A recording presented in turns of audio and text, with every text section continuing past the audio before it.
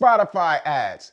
Great if you have great music where you want the focus to be on the music and don't necessarily need visuals or messaging to sell the song. Versus Facebook ads, which are great if you need visuals or messaging to sell the song, because if people hear the song, they aren't inclined to be all that moved by it. Peace. What's happening, good people? This gift here for Payusnomind, and let's talk about Spotify ads versus Facebook ads. Now, this is a two-part series because there's two different types of Spotify ads. There's Spotify Ad Studio and there's Spotify Marquee and Showcase ads. So we're going to cover these separately, starting with Spotify Ad Studio.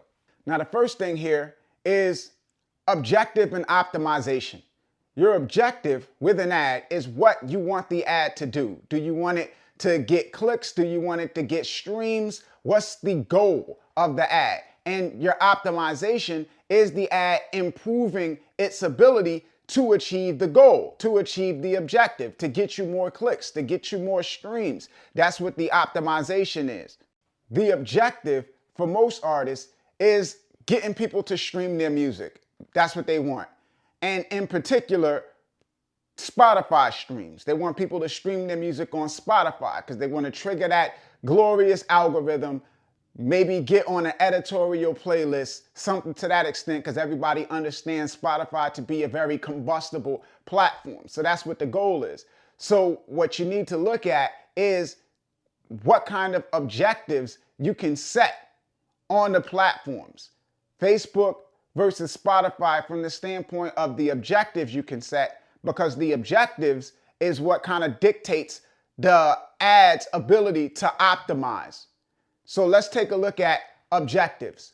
With Spotify ads, Spotify knows what users listen to on its platform. It knows when somebody streams a song, streams the song repeatedly, follows a user account, saves a song to their library, playlists a song. These are actions that Spotify can track. Facebook, on the other hand, only can track clicks. So it can track a click on a link that takes somebody to a release link or a smart link or whatever you want to call it.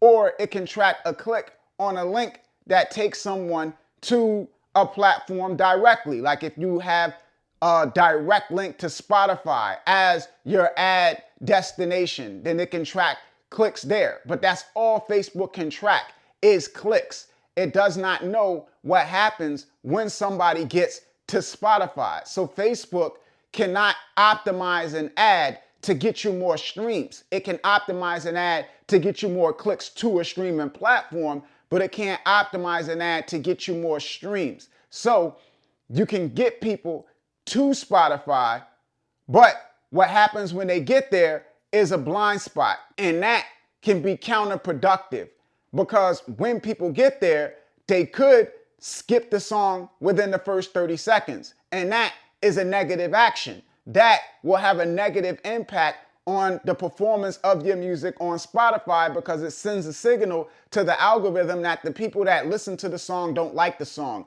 and in that results in Spotify effectively burying the song because their goal is to provide a quality listening experience that keeps people on the platform. So they're not going to serve up songs that drives people away from the platform by having them skip song after song to where it results in a poor listening experience and that person stops using Spotify. That's not something that they want. So songs that people skip get punished. So you don't want those negative actions. And because Facebook does not know that those people are taking those negative actions, they could drive more people to you that engage in those negative actions. Because all Facebook knows is the clicks. So if somebody sees your messaging, if somebody likes your visuals, be it they like the style or the way you look, and they respond to that, and they click through to stream the song, but then they go and listen to the song and they say, I'm really not feeling this, then, that has a negative impact. So what you want is people that like the song, and that's what you want the ad to optimize for, people that like the song. And that is something that you're more able to achieve with the Spotify ad studio ad than you are with the Facebook ad. But we're just getting started here. There's 6 other things to consider, and one of them could result in saving you